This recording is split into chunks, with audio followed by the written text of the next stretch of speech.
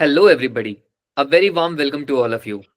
Well, there is a saying कि सपने वो नहीं होते जो सोते हुए देखे जाएं, सपने वो होते हैं जो सोने ना दे. So, without wasting much of the time, please help me in welcoming All India Rank 1 from GMC Chandigarh. Thank you so much, sir. Thank you so much, sir, for having me on this podcast today and for wishing me. And it's an honor to be interviewed by you, sir. कैसे हो वैभव भाई? How is the feeling scoring मैं All बढ़िया India हूँ, Rank? Sir. बहुत बढ़िया, sir. आप कैसे, सर? बस बढ़िया बढ़िया.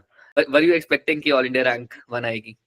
नहीं, sir, not one. Like, I was expecting a good rank, like uh, maybe in top 100, I was expecting, but not one, definitely. Okay. So अभी के लिए देखो, सिंस नीट पीजी को तो काफी टाइम हो गया, बट अभी स्टूडेंट्स का भी एक माइंडसेट होता है कि what are you up to these days? Sir, my residency is going to start from 1st January. So I'm having just one day now of freedom and of relaxation. Then the grind is going to begin from day after tomorrow. Okay, so which college and branch you have preferred? Sir, I have taken MD Medicine at PGI Chandigarh. Great. So moving ahead, अभी देखो, let's talk about your GMCH life. कैसी रही आपकी first year से final year तक की journey? Sir, अच्छी रही, मतलब overall it was a memorable journey. And at GMCH, the academic culture is very great. The lectures and everything are held very regularly. The A lot of emphasis goes into teaching and of helping out students, hmm. and also like the tests are also held very regularly. So ऐसा होता है कि they are very much focused कि सब बच्चे पढ़े अच्छे से. So hmm. that also like indirectly helps a lot. And we do not know it while studying. We think that the lectures, where you have to come daily to attend lectures, the attendance is 75%, tests are being held every month, every fortnightly, but somehow it inculcates in us a habit to keep reading something or the other on a regular basis. So Okay. that was also very much helpful. And the lectures are definitely top notch. Most of the lectures are prepared from standard textbooks, even during first, second prof, and even later during the third and final prof. So that also creates good base for all the students at GMC Chandigarh, and that also reflected in the results this year. Okay. So bro, आपका hostel था या you were a day scholar? Then I used to stay in hostel, but my home was also not very much far away. तो मैं मतलब visit करता रहता था घर every fortnightly or so. Okay. So any कोई memory of the hostel life की जो याद आती हो कॉलेज के टाइम की? तो हॉस्टल में तो बर्थडे पे तो फेस पे केक लगता ही था मोस्ट ऑफ टाइम्स। एंड ठीक है, मतलब रात को सही रहता था, जिसका बर्थडे होता था तो सब मिलके उसको विश कर लेते थे। एंड मतलब शुरू शुरू में इन फर्स्ट सेकेंड ईयर और सो में तो मैं जो होती थी, जैसे हमारे फेस्ट उस पे पार्टीज वगैरह होते थे, उसमें ज्यादा था। मतलब later I did not go that much in final year और सो, बट शुरू में इंजॉय रहता था काफी। So that was good memory. Fest में अपना जो पार्टिसिपेशन होता था, I have hosted many events at Okay. GMC Chandigarh, like the sports day and the even the many official functions also. So that was also a memorable experience for me, and getting to interact with juniors and the professors both. So that was a very good memory. Okay. तो आपकी seniors के साथ equation कैसी थी? Senior sir, matlab, mostly I did not interact that much, but there were a few set of seniors which I was very close to hmm. from every batch, like from 14, 15, 16, 17. तो mostly उनके साथ ही मेरे ज्यादा अच्छे relation थे। ऐसे मतलब not the favourite junior of all the batches, वैसा नहीं था सर कुछ। बट हाँ, मतलब जिनसे बनती थी उनसे काफी अच्छी बनती थी। Okay. So were you used to be that studious person जो एक पूरे बैच में होता है, या ऐसा चलता था कि चलो ठीक है यार, will have fun plus as well as going on with the studies also? मतलब is it like keeping a balance, या it was totally dedicated to studies only? Sir मतलब if I see myself from point of view of my other batchmates, तो studious person ही मानेंगे।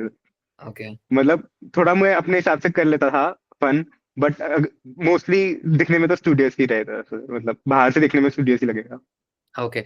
सो देखो, let's segregate your MBBS journey also. अगर मैं first year की बात करूं, तो आपकी फर्स्ट ईयर में जर्नी कैसी रही है? मतलब is it like academic wise की टोटली? क्योंकि देखो फर्स्ट ईयर में जनरली क्या होता है, एनाटॉमी फिजियो बायोकेम तीन ही सब्जेक्ट्स होते हैं.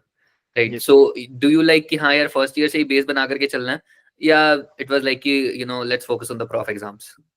नहीं सर, मेरे फर्स्ट ईयर पे मतलब काफी फोकस था गुड बेस बनाने में, मतलब not that much during the second or third prof, क्योंकि lockdown also came in between and but initially like for the initial 6 months I was more focused कि मैं अच्छे I read the good textbooks, the standard textbooks, and I try to uh, make my learning based around the things which are given in a nice way in the textbooks, तो ताकि थोड़ा सा मजा आए पढ़ने में आगे। तो मैं वही सोच के मतलब शुरू में मैं वही सोच के पढ़ाई करना शुरू करता था।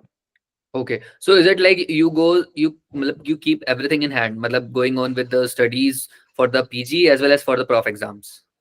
नॉट इनिशियली सर, मतलब not from the very beginning, like first second year में तो not in the first year तो कुछ नहीं किया था पीजी ओरिएंटेड। बस Okay, वही था कि जो भी पढ़ रहे हैं थोड़ा समझ आ जाए और अच्छा लगे पढ़ने में, तो that was the only approach. So उसमें side by side prof exams also get covered कि जब even exam used to come near by, like whenever some tutorial is being held, तो तब थोड़ा सा उसके ओरिएंटेड पढ़ लो, एंड एंड अप फाइनल्स के एग्जाम में थोड़ा थ्योरी ओरिएंटेड भी पढ़ लो कि ताकि we are able to write the answers also. But ऐसे through out the whole year तो मतलब कंसेप्चुअल पढ़ो और मतलब पढ़ते रहो जो भी आ रहा है अच्छी तरह।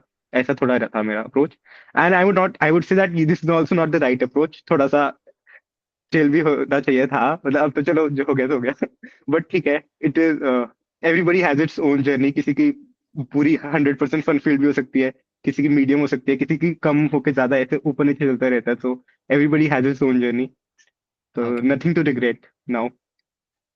अरे of course, of course. So moving ahead, अभी जैसे जो टेक्स्ट बुक्स की अगर मैं बात करूं, which standard text books you refer during your first year? Sir during the first year for anatomy I refer to Gray's anatomy. So the illustration pictures are also very amazing in that. Along with that, sometimes I used to refer to the Netter's Atlas. Uh, and apart from that, for the profs and to supplement, I use BT Chaurasia, Okay, and I use Dave Fiore's Atlas Histology for just seeing the images, okay, and Langman's for embryology, and for I think neuroanatomy in the B Singh I used, and for physiology, Guyton and Genong, okay. So and for biochemistry, Harper's, Lippincott. I use. Matlab, it is not that I am reading every book from cover to cover. mhm, Just seeing a few topics from some book, of one unit from other book. It used to be a mixed approach. okay. And in terms of like, do you take support from external source also, like going with platforms wise?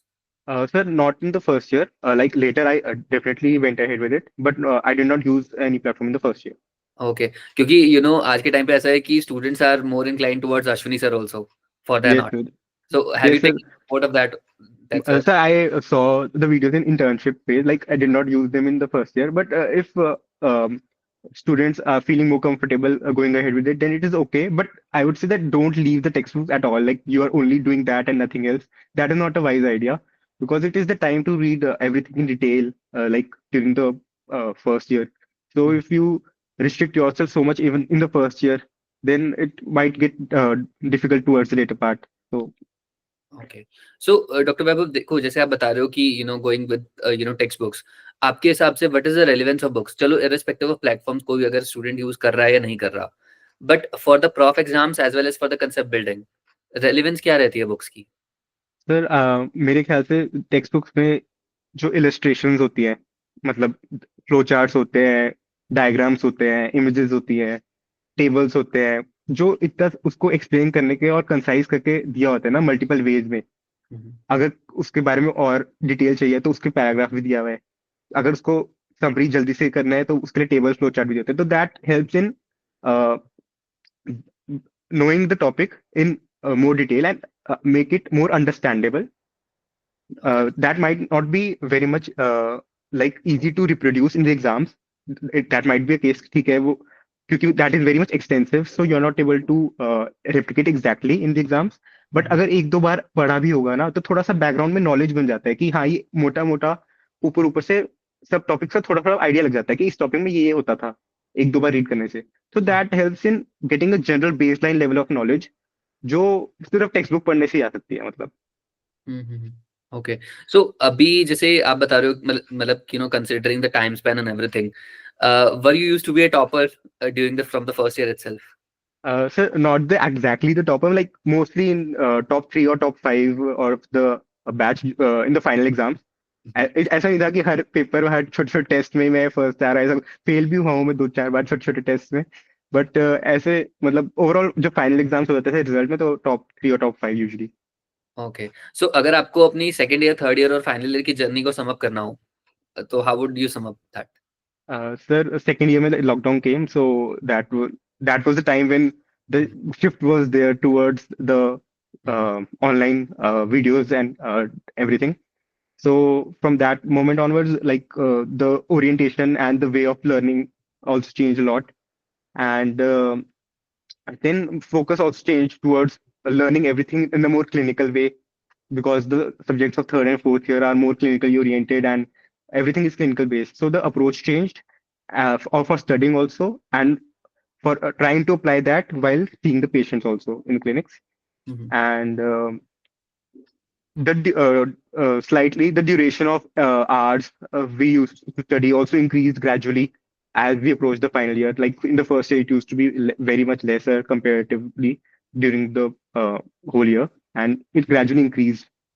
Okay. So जैसे आप बता रहे हो Covid के time पे आपने कोई platform वगैरह भी रेफर किया था, बिकॉज घर पे बैठना तो it's kind of a monotonous thing देखा ये जाए। सर मतलब इनिशियली जब सेकेंड ईयर चला तो हमारा सेकेंड ईयर तो एग्जैक्ट काफी ज्यादा ही लंबा खिंच गया था, because lockdown came in that. So हमारा 21 मंथ्स का हो गया था सेकेंड ईयर। तो ओके। उसमें as I was reading the textbook like Robbins and the books for pharmacology, तो साथ में मैंने GRG sir and Sparsh sir के मतलब वीडियोस ऐसे रेफरेंस में कर लिए थे, ताकि वो अच्छी तरह समझ भी आ जाए, टेक्स्ट बुक पढ़ने में मजा भी आए।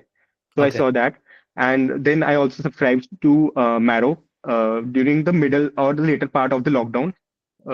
I think in 2020 later half. तो ऐसे मिक्स करके थोड़ा थोड़ा क्वेश्चन बैंक भी स्टार्ट कर दिया प्रैक्टिस करने, जो सब्जेक्ट्स पढ़े हैं। तो ऐसे मिक्स शुरू कर दिया, हाँ, मतलब तब during the lockdown. Okay.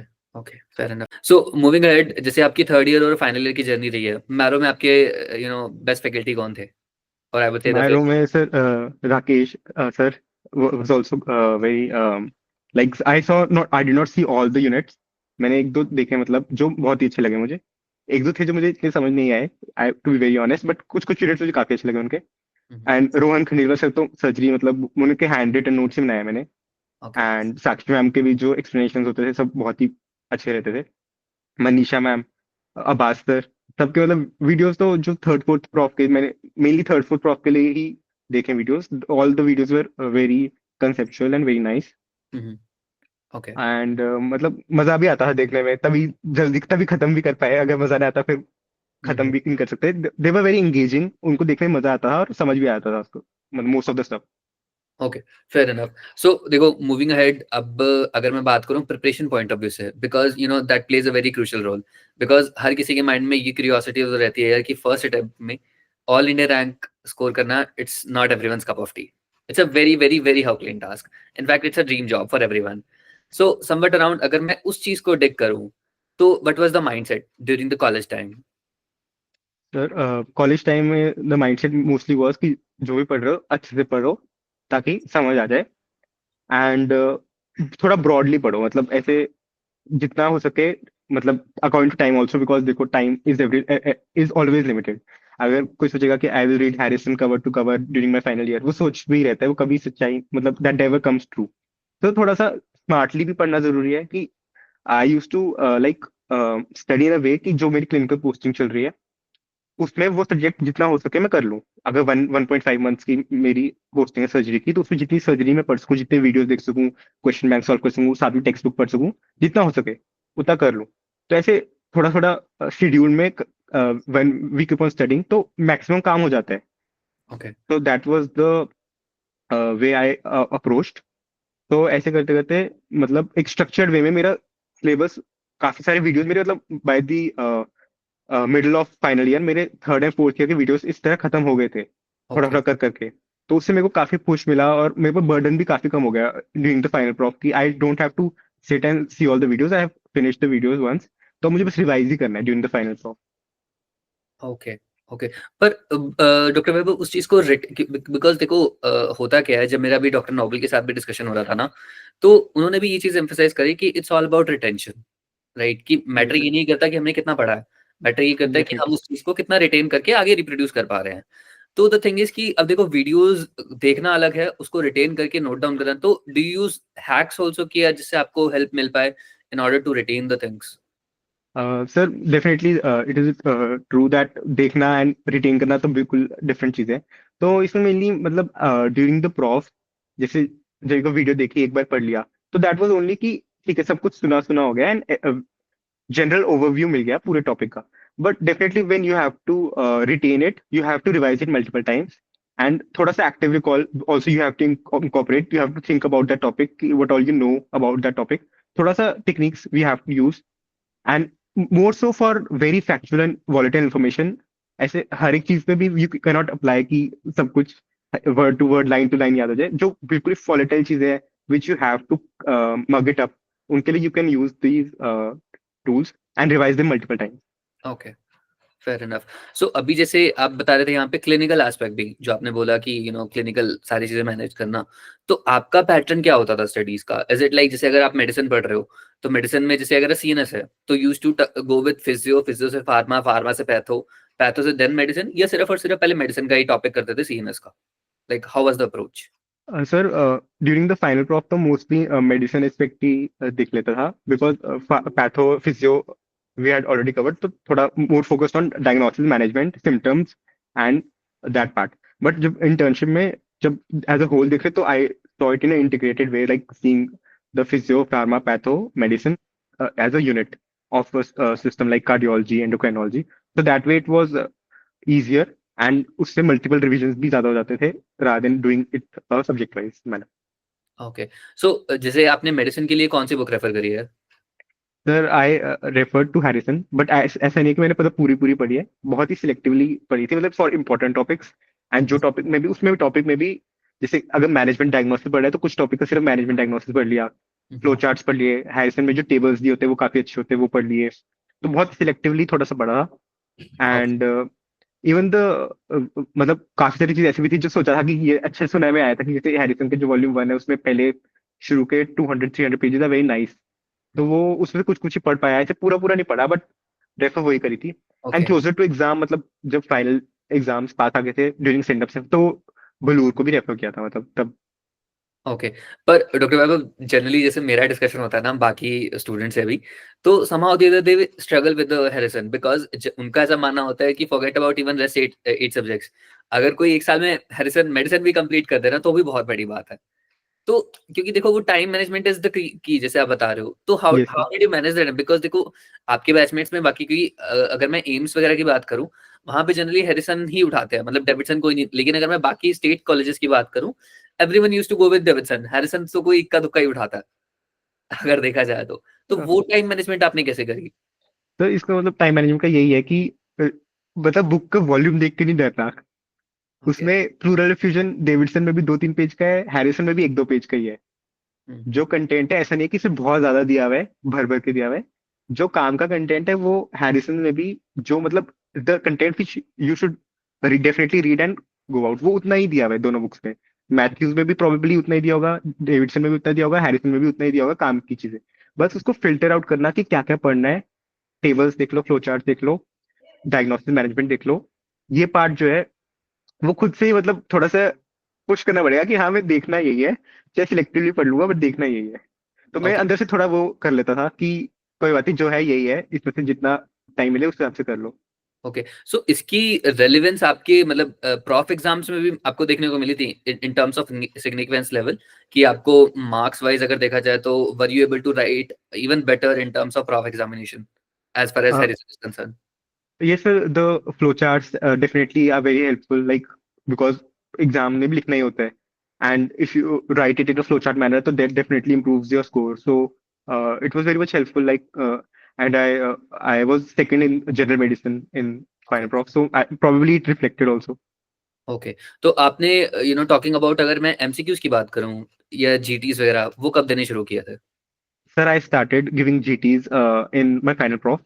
Okay. तो फर्स्ट जीटी आई रिमेम्बर मैंने अप्रैल 2022 में दिया था. तो that was time our final prof started.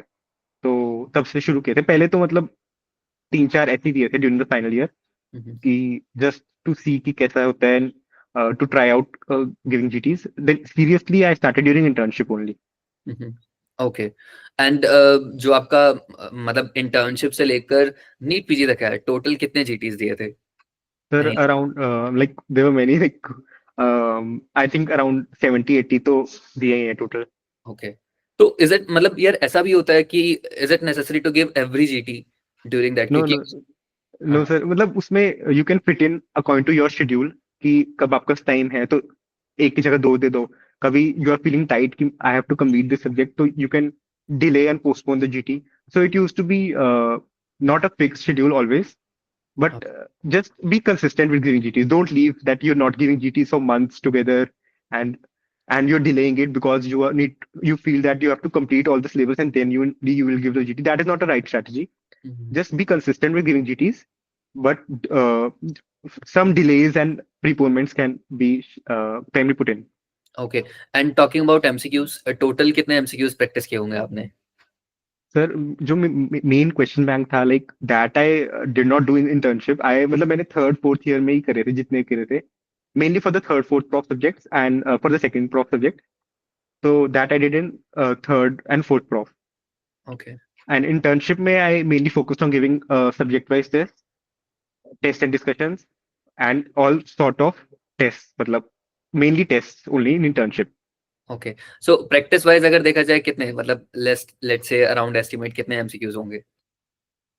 Sir ऐसे मतलब it's difficult to tell because test भी वेरिएबल रहता था, बट मतलब होते थे डेली बेसिस पे 100 अराउंड. तो लेट्स तो से अराउंड 8 to 9,000 एमसीक्यूज ओवरऑल रहे होंगे। more, I think more only because uh, I think Marrow has 18,000. Correct. So out of that, 15,000, 13, 14,000 out of that. अच्छा। And in tests also 13, 14, to total around 40, 50,000. और उसको फिर उसके अंदर से how how do you come up with the filtration process कि यार जो 30,000 एमसीक्यूज किए हैं उसके अंदर से जो गलत हुए हैं, जो स्किप हुए हैं या जो मिस्टेक्स वगैरह हुई हैं, तो how how do you come up with that thing? There was nothing I could do. Like I did not revise any bookmarks or anything. I just solved and जो होगा देखा जाएगा. Like इतना planning मतलब did not work always. तो ठीक है, जो गलती होती है वो थोड़ा सबकॉन्शियस माइंड में रहती थी कि ये गलत किया हुआ है, तो उसका एक दो पॉइंट्स याद रहते थे. Once you review it properly, उस सॉल्यूशन को अच्छी तरह देख लो, क्यों गलत हुआ वो अच्छी तरह समझ लो, देन थोड़े टाइम के लिए it will remain in your mind. तो उससे थोड़ी इंप्रूवमेंट आती थी in subsequent attempts of similar question. तो वही स्ट्रैटेजी रहती थी मतलब. But I did not review all the book marks and all, वो इतने हो नहीं पाया मतलब. Okay, fair enough. तो देखो अब जैसे अगर हम जीटीज की बात कर रहे हैं, अगर मैं बात करूं जीटी रिव्यू की, आई थिंक वो जीटी देने से भी ज्यादा मैटर कर जाता है। तो आपका क्या प्रोसेस रहता था जीटी को रिव्यू करने का? Sir GT mainly like I use to review the GT इधर ऑन द सेम डे, या फिर एक दो दिन कभी कभी एक्स्ट्रा लग जाते थे कि सेम डे नहीं बन पाया या ड्यूटी है एनीथिंग लाइक दैट. तो उसमें सर पहले I use to review the questions which I had marked wrong and which I had skipped. Then the ones which I had guessed correct, because they are also like wrong only. उसको but just सही हो गया कि so I reviewed that, and if time was left, then quickly going through the correct questions. So हाँ। that was used to be my approach. And उसमें also you can segregate them while reviewing कि which are the topics जिनके बारे में कोई idea नहीं था, हम्म। And कौन से टॉपिक्स में रिकॉल एरर हुआ है कि मतलब पढ़ा हुआ है exactly you have studied, but exam में वो दो ऑप्शन में जो डाउट था उसमें सही वाला नहीं रिकॉल किया, गलत वाला रिकॉल कर दिया. So that way you can segregate while reviewing की what kind of error you are making. It is a conceptual error, factual error, and silly mistake. So that helps in improving and introspecting Okay. while reviewing. So I used to follow that approach while reviewing. Okay. So पता है doctor वैभव, अब जैसे मेरी बाकियों से भी जैसे student से डिस्कशन होती है ना, स्पेसिफिकली जो इस साल के अभी जो अपकमिंग नीट है उसके एस्पिरेंट्स है, talking about 2019 batch student specifically, and वहां पे उनका क्या अप्रोच रहती है इस चीज के लिए? बिकॉज अभी देखो जो भी स्टूडेंट्स पढ़ रहे हैं स्पेसिफिकली जो थोड़े से सीरियस भी हैं going ahead with the first attempt, तो उनका एक सैचुरेशन पॉइंट है क्योंकि देखो जो भी स्टूडेंट अगर प्रिपेयर कर रहा है तो या तो वो 120 पे आके स्टक होते हैं, या 140 है, या 160 है, राइट। इवन जब मेरी डॉक्टर नोबल से भी डिस्कशन होता तो she also emphasise on the same thing कि यार एक सैचुरेशन पॉइंट आता ही आता है कि हाँ उसके जी। बाद अब अगर बंदा लेट्स से 140 है तो उस पर वो स्टक हो गया, उसके बाद ही और she doesn't know how to progress ahead. तो उसके लिए क्या करना चाहिए किसी स्टूडेंट को? सर आई थिंक दैट थोड़ा पॉइंट पे स्टक होता है, बिकॉज एक बार ऐसे आती है जिसमें इंफॉर्मेशन में एक सभी सब्जेक्ट्स का एक लेवल ऑफ इंफॉर्मेशन होता है जो एक दो रीडिंग के बाद रिटेन हो जाता है। हम्म। तो उसमें कोई भी सेट ऑफ 200 क्वेश्चंस बना लो, एक लेवल ऑफ सैचुरेशन आ जाता है। तो उसके बाद एक या दो रिवीजन बाद, after revising the same content 1 or 2 times and practicing more test and questions of that subject, तो धीरे धीरे इंप्रूवमेंट आएगा। मतलब ऐसा नहीं होगा कि आपने एक सब्जेक्ट पढ़ा तो आपको इमीडिएट नेक्स्ट जीटी में इंप्रूवमेंट दिख जाएगा, फिर एक और सब्जेक्ट के इमीडिएट थोड़ा हम्म। सा लैग पीरियड होता है ऑफ 2-3 months। उसके बाद you can start seeing difference कि 5-10 क्वेश्चन ज्यादा सही हो गए, या फिर कभी कभी ज्यादा भी सही हो जाते हैं, फिर नीचे आ जाते हैं। तो हम्म। ऐसी चीजें होती रहती है प्रिपरेशन में। बट द थिंग इज कि हमको माइंड में मेनली ये रखना है कि we have to keep giving the test, we have to maintain the continuum in our preparation. That is the main thing which is in our hands. GT score is not reflective of actual score always. ऊपर नीचे होता ही रहता है थोड़ा बहुत। ऐसा नहीं होगा कि जो ग्रैंड टेस्ट में 1 है वो हमेशा 1 ही आएगा हर टेस्ट में, एग्जैक्ट सेम एग्जाम में भी। तो थोड़ा बहुत ऊपर नीचे कि क्या सोच के 2 ऑप्शन में डाउट था, क्या मार्क किया, तो थोड़ा बहुत ऊपर नीचे होता रहेगा। So hmm. Don't be disheartened by that. Take it as a learning opportunity and learn from the mistakes you're making so that you don't repeat in the actual exam. So यही mindset के साथ इसको learning opportunity की तरह ही लेके चलना है। Okay. And इसके लिए आई आई आई एम डेफिनेटली श्योर कि आपका भी एक वो सैचुरेशन पॉइंट रहा होगा। तो Yes, sir. During your highs and lows आपका क्या, मतलब were you used to discuss with your friends also कि भाई ग्रुप स्टडीज है, let's have a discussion, how you used to handle it?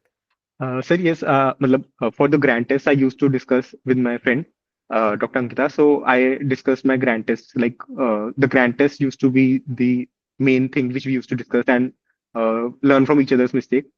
So that I did throughout the preparation phase, like throughout internship and till the November INICT. So that was it. And it also helps, like you learn from each other's mistake. So it is a good idea, but the that there should be a level of understanding. Like it is not that uh, only it is useful when it is a mutual understanding and not कि मतलब you're just for the sake of discussing you're doing it. If you're actually feeling that उससे improvement हो रहा है, then only you should go ahead with it. Okay. So moving ahead, अब जैसे आपकी internship थी, राइट? इंटर्नशिप के साथ जो हेक्टिक शेड्यूल होते हैं, sometimes it's even 24 to 36 hours of shift. तो how did you manage your preparation at that time? Yes, the internship phase is definitely challenging, and not all the departments. Some departments are lighter also. So in that you do get half a day of free time to study. But in some departments, it is not possible at all to study. So in that phase, my main focus used to be that just keep going. जितना भी time मिल रहा है, चाहे you're solving only 20-30 MCQs in a day, or you're just reading 1-2 pages, you're just seeing 1-2 folders in your phone which you have clicked and compiled. Just keep up with the momentum. Whatever you're doing, if you are collecting reports and going from one department to another, then on the way you can solve a 10 questions custom module. So this just keep up with the momentum that you are focused कि I am studying also. ठीक है, duty तो करनी है ऐसे। अब duty जब है तो you have to do internship also, you have to learn the procedures which they are teaching. There are lot of procedures which are practical based and questions are also asked in practical format also nowadays.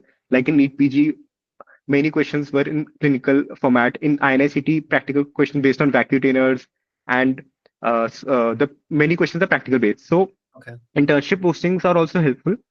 But it is not that if you are sitting idle, you have no work to do in internship. That time you will waste because you are doing internship. That time you can utilize to solve a few MCQs. So that used to be my approach कि जितना time मिल रहा है ठीक है, just study the time you are getting. Okay. पर doctor वैभव, एक चीज हो है, अब जैसे क्या होता है कि अगर मान लो आप अपनी पोस्टिंग्स वगैरह में जा रहे हो, राइट? स्पेसिफिकली जो हेक्टिक पोस्टिंग्स होती हैं, जैसे मेडिसिन या इमरजेंसी में, अगर कैजुअलिटी में भी है specifically, do you really think so कि वहां पे कहीं ना कहीं is it like like compromising with your practical knowledge also? ऐसा भी हुआ है कई बार कि जस्ट बिकॉज ऑफ प्रिपरेशन कि आपको थोड़ा कॉम्प्रोमाइज करना पड़ जाए, या स्टूडेंट्स को ऐसा करना चाहिए गोइंग अहेड विद, क्योंकि देखो जो कंपटीशन अभी चल रहा है, राइट? क्योंकि ऑब्वियसली आई एम 100% श्योर कि आपने सेक्रीफाइसेस तो किए होंगे in terms of your sleep, in terms of your health and everything, because वो बैलेंस नहीं हो सकता, मतलब you have to go that much aggressive कि हाँ यार, it's about going all out. Yes sir, definitely, like I totally agree with you. थोड़ा सा अफेक्ट तो होता ही है। Like if like during the internship, main focus area of work for interns are usually sampling, report collection, and minor procedures like Foley, RT, like that. So apart from that, if we want to learn more and seek more practical knowledge and learn more procedures and everything, we have to give more number of hours apart from the work which we are given. So that comes on the compromise on the preparation part. If you're putting in hours to learn something extra, then that duration is from the time which you have for preparation. So that is a very difficult balance to keep. And definitely, I used to devote that time to preparation and not to learning extra things. So definitely that does compromise, and I also feel bad about it. But we cannot help this thing because the if we are planning to crack it in first attempt and during the internship, then you have to make some sacrifices, and we but I do guess, have regret for it. But we can cover up for it most likely during the post graduation phase. हाँ but So I guess it's all worth it, going ahead with all India rank one, तो सब justified है यार उसके आगे तो। yes, sir, but actually, in the competitive exams, luck is also a major factor. I don't think there's much of a difference in knowledge level of top few thousand students. It is about the examinative mindset and how you are reading the question, how calmly you are attempting each MCQ. So, and the exam giving skills, basically. That is the main differentiator. Okay, so moving ahead, अभी जैसे luck factor और इसके ऊपर भी बात करो, तो जैसे इन टर्म्स ऑफ जो ऑल इंडिया रैंक 1 बैठा है या ऑल इंडिया रैंक 10 है, इन हाँ टर्म्स जी, ऑफ नॉलेज आपने बताया कि कोई डिफरेंस नहीं होता, यस पर सर। क्या अप्रोच में, या चलो लक फैक्टर भी to some extent we can say, right, but उसके अलावा भी व्हाट डू यू सी कि these might be the approach which differentiates others from you? Sir, first of all, definitely blessings. Sometimes their blessings are there. The question which you have doubt between two options, if you mark the right answer out of that, तो जितना ज्यादा वो दो option में doubt वाले सही होंगे, उतना रैंक इंप्रूव होगा. So one factor is that. And other factor is aggressiveness in attempting. If you are attempting 185 questions and I attempted 198 questions. So in 198, I got 183 correct. But if you are planning to get 183 correct out of 185, it would be more challenging. So aggressive attempt is definitely gives a huge push if it goes right. If it goes wrong, then it is very much harmful. So that risk you have to take.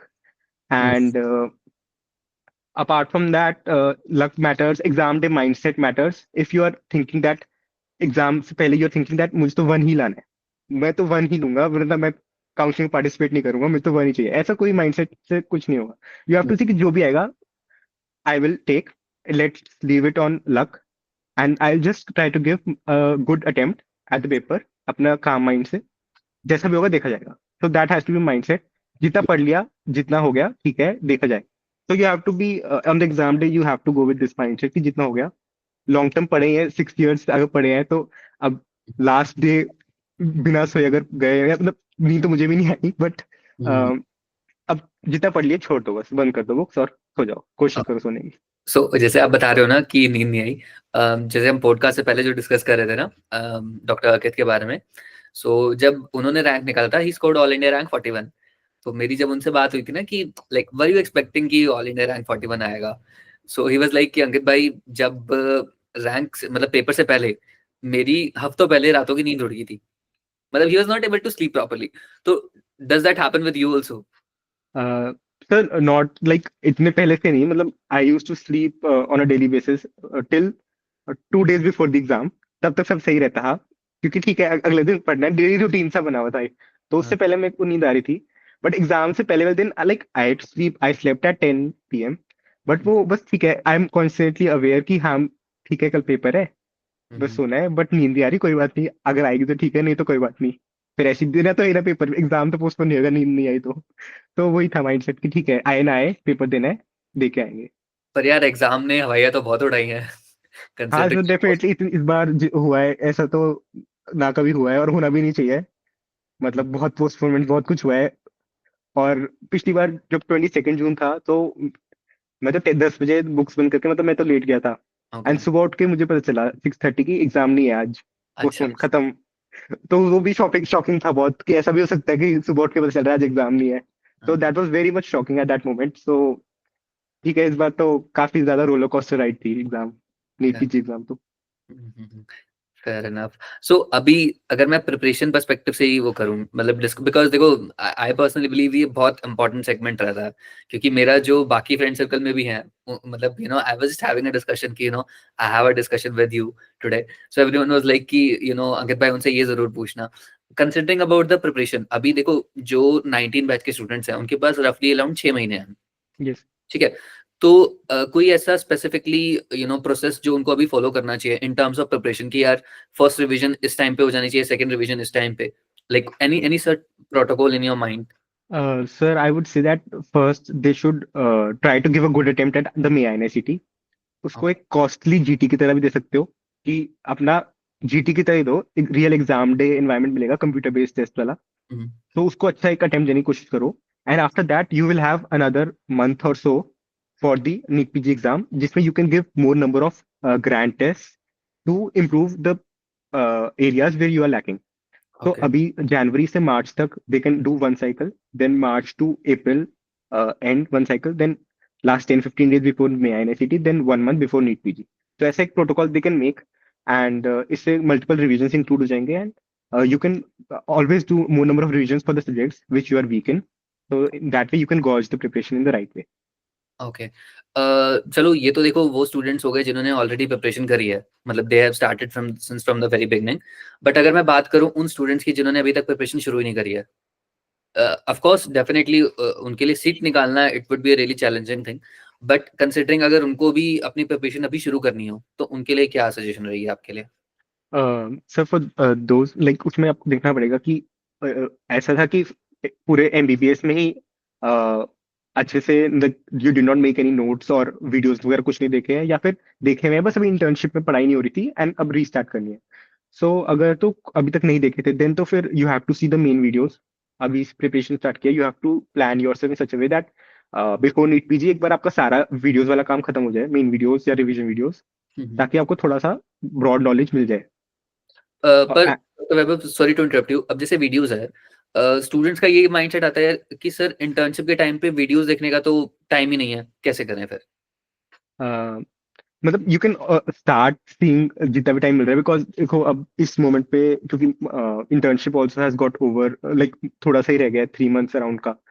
So you can start with the preparation, okay. and then as the internship will get over, you can increase the amount of duration you're putting in, and okay. in a way कि आपका एक बार NEET PG से पहले you can try to finish all the videos once. If you are not studied, not seen any videos during the prof, which I think is a rarity nowadays. Everybody has seen some videos for some subjects. So if you have seen the videos, and now you have not studied during the internship because of the duties, and now you are planning, then it's a good idea to shift to the revision videos, okay. because they also cover the subjects, the most highly and important topics, the previous year topics, in a nice fashion, and you have the background knowledge of the main notes because you have seen them earlier. So you can try to finish the revision video notes or watch the revision videos once or twice, and then revising once again in the last 10-15 days, and then try to give the exam. And simultaneously keep on solving custom modules of previous year topics and previous year questions, and giving grant tests on a regular basis. So that can be a good approach for the students who are restarting now. Okay. So in terms of the preparation also अगर मैं उस perspective से भी देखूं, अभी जैसे मान लो जो स्टूडेंट्स रिवीजन वीडियोस की बात है, क्योंकि देखो जैसे मान लो कोई स्टूडेंट है, लेट्स से अगर मैं एक एवरेज स्टूडेंट्स की बात करूं, उनका 90 से 100 के बीच में स्कोर आ रहा है, राइट? तो उनको अपना लेट्स से, क्योंकि देखो जनरली क्या होता है एक एवरेज स्टूडेंट के लिए अगर जो स्कोर की भी बात करी जाए तो समवेट अराउंड की उसको 550 से 600 के आसपास भी अगर वो लेकर के आ रहा है, लेट्स से अराउंड 150 क्वेश्चंस उसे करेक्ट करने हैं, तो ही और she will get a good seat in terms, जी क्या पीडिया है, मेडिसिन वगैरह है। तो उस पर्सपेक्टिव से अगर देखा जाए, उसके लिए क्या प्लान ऑफ एक्शन होना चाहिए? सर, for them definitely को अगर one is getting 90 to 100 corrects at this moment, so somewhere the content part is lacking अभी, मतलब कंटेंट पे थोड़ा सा फोकस करने की जरूरत है.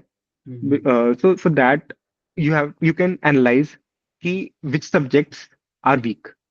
कोई ऐसे पर्टिकुलर सब्जेक्ट्स तो नहीं है जिसमें the number of questions are significantly, the proportion of the questions you are getting wrong is more. तो उन सब्जेक्ट्स पे अगर थोड़ा ज्यादा फोकस करके उनके टॉपिक्स को मेन नोट से पढ़ लो, उनके ज्यादा क्वेश्चंस प्रैक्टिस कर लो, तो थोड़ा सा प्रिपरेशन को गॉज करने की जरूरत है अकॉर्डिंग टू कौन सा सब्जेक्ट वीक है, कौन सी ड्यूटीज चल रही है. अगर लाइटर पोस्टिंग चल रही है तो थोड़े शॉर्ट सब्जेक्ट्स, अगर लाइटर पोस्टिंग चल रही है तो बड़े सब्जेक्ट्स कर लो, हैवी पोस्टिंग चल रही है तो शॉर्ट सब्जेक्ट्स. ऐसे थोड़ा सा गॉज करके चलेंगे तो it would be easier, and उससे थोड़ा सा बर्डन भी कम लगेगा. ओके, डॉक्टर वैभव, एक और क्वेश्चन है मेरा इसी से रिलेटेड। अब जैसे जो मेरी ऑब्जर्वेशन भी रही है, चाहे वो आईएनआईसीटी है या नीट है, right, there is always an uncertainty factor, right? Yes. And student perspective से it's not possible to involve in that much time कि हाँ आप 19 के 19 सब्जेक्ट्स के ऊपर इक्वली एनर्जी लगा सके, Yes, right? sir. So how did you segregated the subjects की मुझे इस सब्जेक्ट पे इतना टाइम देना है और इस सब्जेक्ट पे इतना देना है? मतलब is it about based on the previous year questions, या like what was the statistics involve in that? Sir, जो सब्जेक्ट ज्यादा हाई यील्डिंग है उन पे ज्यादा टाइम देना है, एंड जो शॉर्ट क्रिस्प है उनको कम. मतलब like the minor subjects, they are high yielding because वो है छोटे, बट उनमें से क्वेश्चन जो आएंगे उसमें से ही जो कराया है. तो ओके, उनको छोड़ना नहीं है, छोड़ना कोई सब्जेक्ट नहीं है. मतलब ये स्ट्रैटेजी तो होनी चाहिए कि डोंट स्किप एनी सब्जेक्ट. उसमें चाहे कम पढ़ रहे हो, चाहे 10-20 पेजेस ही जो रिवीजन नोट्स के वो पढ़ रहे हो, बट स्टडी एवरी सब्जेक्ट. तो ये स्ट्रैटेजी रहती है sir. And for the major subjects like surgery, obs, gynae, medicine, they are very voluminous. तो उसमें you can focus on the previous topics first, okay, उन पे ज्यादा फोकस रखो. अगर टाइम बचे तो you can just go through the rest of the topics. And for the second of subjects like pharma, micro, patho, they are very much high yielding, तो उनको तो करना ही करना है. एंड स्पेशली फॉर आईएनआईसीटी, मतलब INICET में अगर pharma, patho, micro नहीं किया तो फिर तो नहीं हो ही नहीं सकता. तो ओके, वही है कि थोड़ा सा आईएनआईसीटी में फर्स्ट सेकंड प्रॉफ सब्जेक्ट ज्यादा हेवीली पूछे जाते हैं, एंड फैक्चुअल ऑल्सो. बिल्कुल जो बेसिक एम्ब्रियोलॉजी वाले क्वेश्चन थे इस बार तो वो आ गए थे नवंबर में. तो अच्छा, मतलब वो थोड़ा सा वेरिएबल रहता है, कभी किसी सब्जेक्ट पे ज्यादा वेटेज हो जाता है, कभी किसी पे. So you can not afford to leave any subject.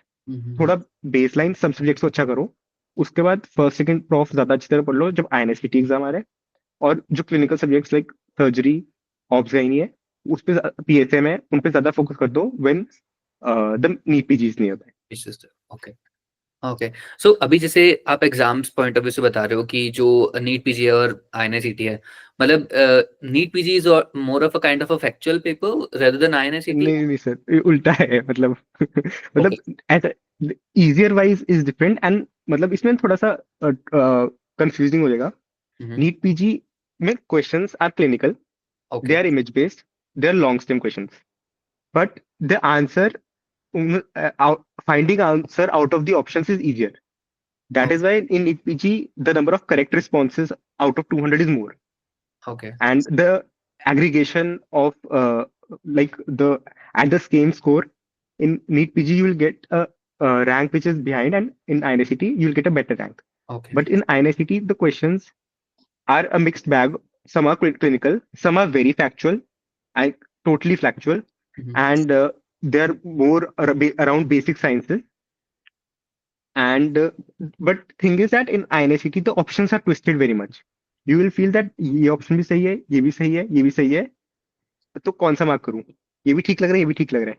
तो that kind of thing is more in INICT. The options are very much twisted. मतलब वो सम की जगह मैनी कर देंगे, मोस्ट की जगह सम, फ्यू, ऐसी चीजें भी करते हैं. तो अच्छा, that makes it very tricky, क्योंकि वो टेक्स्ट बुक से उठाई होती है लाइंस उन्होंने फॉर सम सब्जेक्ट्स. सो इसलिए मतलब डिफिकल्टी लेवल वाइज INICT ऊपर आ जाता है, बट ओके, क्लिनिकल ज्यादा नीट पीजी है. ओके। सो आपने like talking about NEET PG INICT के अलावा कोई और पेपर भी दिए थे? No, Emily? no, sir. Matlab, for the previous questions, I did the FMG previous year questions, and I saw some discussion videos of UPS CMS also. Okay. But for the exams, I gave only these two exams. Okay, fair enough. So moving ahead, अगर मैं बात करूं अभी जब rank one आया था in terms of your counselling part, so आपके जब रैंक वन आई तो what were the targeted colleges and branch you were preferring? Sir, I was thinking amidst the colleges for MD medicine only. Okay. Like before that, in the initial phase, I was not very sure कि medicine लेना क्या करना है, but for the before NEET PG and everything, I was sure कि medicine में ही सोच रहा हूँ मैं. Okay. And so the college confusion was between MAMC, RML, VMMC Safdarjung, and even State GS, KEM. Okay. And I was also having this कि अगर equivalent है then also GMC Chandigarh also अगर equivalent है तो मतलब I had to explore कि equivalent है कि नहीं है, so that way. Okay. And उसके बाद फिर what went with PGI Chandigarh, like what made you go with that? Sir, thanks to NB and MCC for delaying the counseling so much. And so I gave the November INSTT okay. and I got a good rank in that. So then the confusion, which was earlier between RML and MAMC, shifted to what I have to choose between AIMS New Delhi and PJ Chandigarh, which is a win-win situation in both the ends. And like there is nothing to lose at either of the places. So that was also a very major confusing thing for me to go with the AIMS New Delhi, which is like a dream college for every UG student because PGI does not have undergraduate seats. It only has postgraduate and super specialty courses, and AIMS has all the courses. So that was very confusing thing for me. And ultimately, I finalized PGI Chandigarh. So okay, so that's you I'll be dropped joining out that. going with AIMS Delhi, right? Yes, sir. What were the factors which led to that? So, sir, I talked with many faculty also and many professors in various departments and even many consultants. So a general viewpoint which I got was that for MD medicine Mm. training, PJ Chandigarh is the best. Like it's better than AIMSD. Like from what I have heard, because it is more well organized. There are postings in every super specialty Mhm. throughout the 3 years. It is not that you are doing duty in ward and you are under the GR, the senior GRs. The Mhm. training is directly under the DM residents and it is held in every super specialty for a duration of 1 or 2 months and so. And the academic culture is also very great. The classes and some clinical pathological conferences and like academically also it is very sound Mhm. and it is held regularly on most of the days. So I felt that if in my own city, beautiful Chandigarh, we have the best department for medicine also. Although it Okay. is very hectic, Mm. and according to what I've heard, some of the department are also like very much grilling and a bit toxic. So Mhm. I also had that in back of my mind that would I be able to manage it? But ultimately, since the city is which where I have studied throughout, and my home is also nearby. So I went ahead with PJ Chandigarh. That if such a good college, which is so good for MD medicine, is nearby, so why to go just for the tag per Okay. se? But Okay. I'm sure AIMS medicine is also top notch. Like I'm no, like I'm not trying to say that PJ I is was about better. to pinpoint that. मैं Yeah, उसी so both have good places, but since I am Chandigarh, so I felt that ये best रहेगा मेरे लिए. Okay. पर bro मैंने पता है ये भी सुना है कि अब जैसे क्या होता है, like it is being heard by many of the students कि अब जैसे सेंट्रल यूनिवर्सिटीज है, राइट? अगर किसी सर्जिकल ब्रांचेस में अगर कोई जा रहा है तो वहां पे सर्जिकल एक्सपोजर इतना नहीं है as compare to going with the state colleges, right? So is it a kind of a thing कि अगर कोई बंदा जैसे पेरिफेरी में भी अगर सर्व कर रहा है तो उसके लिए अगर किसी को सर्जिकल ब्रांचेस में जाना है तो rather than opting with the central universities ही और she should go with the state colleges? और इन टर्म्स ऑफ जैसे मेडिसिन है या मैं ऑब्जन गायनी की बात करूँ या बाकी उसकी ब्रांचेस भी हैं, पीडिया है या बाकी चीजें भी हैं, तो उसके लिए शुड एनीवन, मतलब the student should focus on going with the central universities अगर ऑप्शन Uh, मिलता है तो? सर इसमें I have a mixed view point regarding this like दोनों में अलग अलग है थोड़ा ना एक in state university you will get early hands on exposure definitely in first year by the end of first year तो okay. Even in medicine also first year MD medicine जो जीएमसीएच का होगा and first year may be in PGI Chandigarh और MD Delhi तो GMC Chandigarh वाले को ज्यादा कुछ चीजें आती होगी डेफिनेटली ओके। बिकॉज उसमें लेवल ऑफ वो है काफी क्योंकि सुपर स्पेशलिटी कोर्सेज भी हैं तो there are a lot of the hierarchy at central institutes is lot bigger than at the state colleges.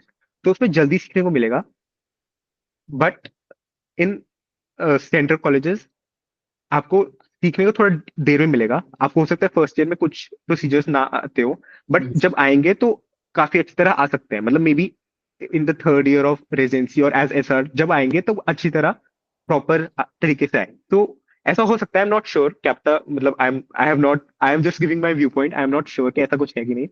But ऐसा नहीं है कि मतलब if you are getting a chance so may be you can go ahead with it. हम्म।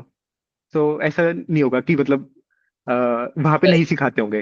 उसको मतलब inferior नहीं consider कर सकते हम कि सेंट्रल इंस्टीट्यूट से सर्जिकल ब्रांचेस इंफीरियर है। इट इज ओनली अबाउट कि थोड़ा लेट आ सकता है कि initially you are doing the work for like a intern, जो स्टेट कॉलेजेस में इंटर्न करते हैं, एंड लेटर जब आएगा तो अच्छी तरह सीखने को मिलेगा। Okay.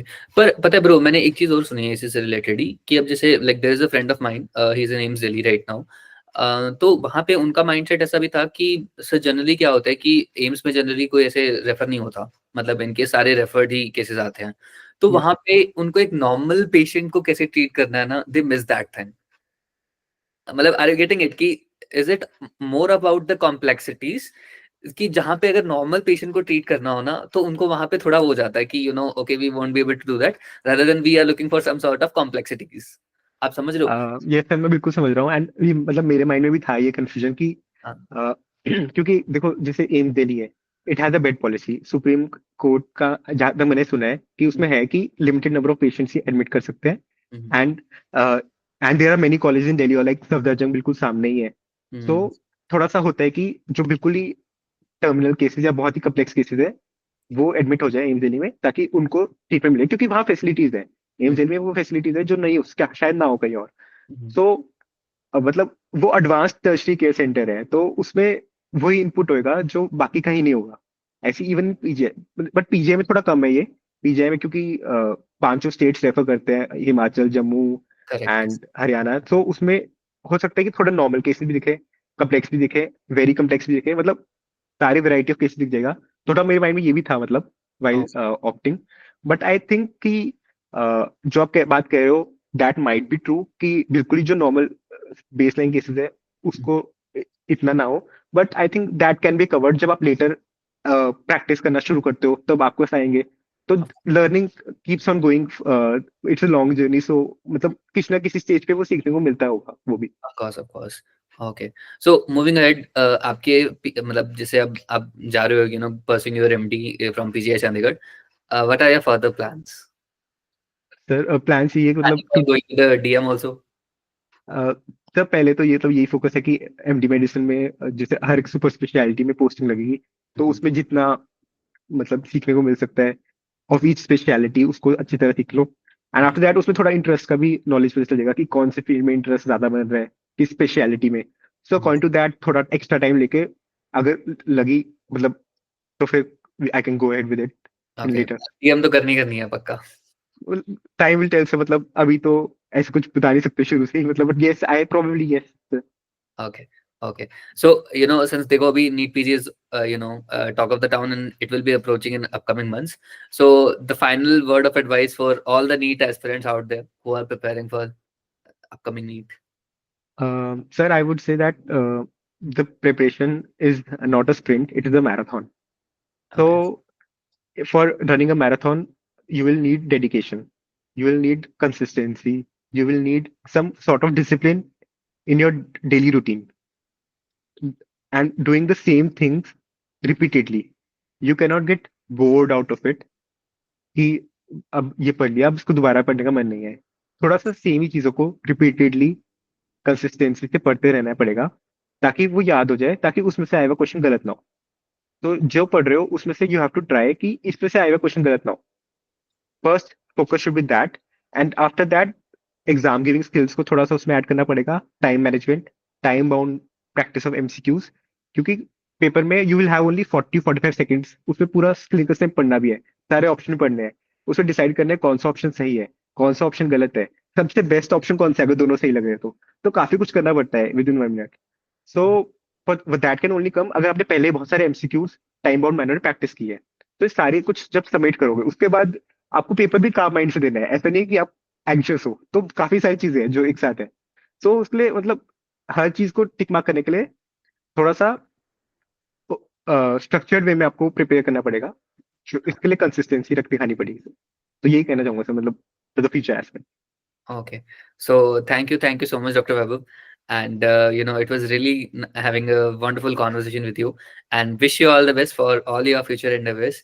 I hope we had a another session with you in upcoming time. So thank you so much once again. Thank you so much, sir, for having me. And the feeling was likewise. It was also enjoyable experience for me, uh, and the feeling that many aspirants can get some valuable input out of this conversation, and they can gauge their preparation and modulate whatever wherever they are going wrong. So that also is very valuable for me too, and it would be good if I come to help of somebody. And thank you so much, sir, for having me. Thank you, Dr. Vaibhav. Thank you. Thank you.